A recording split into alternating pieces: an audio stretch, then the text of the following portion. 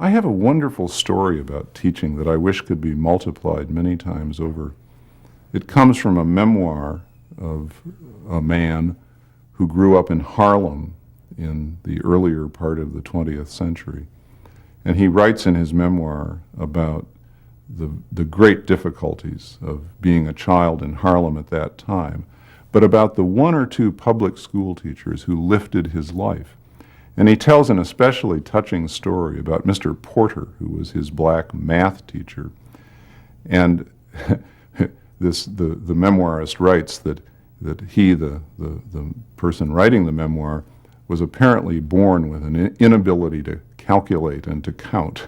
But he says Mr. Porter took his failure very well as a math teacher and stopped trying to teach this young man math and instead assigned him to write an article for the student newspaper about Harlem. He took him to the public library. He helped him pore over his writing.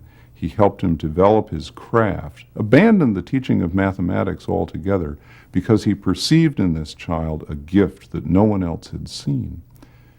The writer of that memoir is James Baldwin.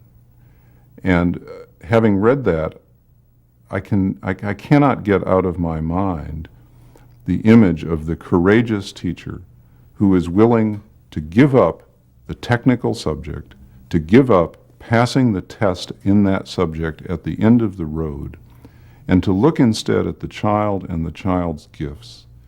Without teachers like that, we're going to lose a lot of James Baldwins as the years go by, and we don't want to do that.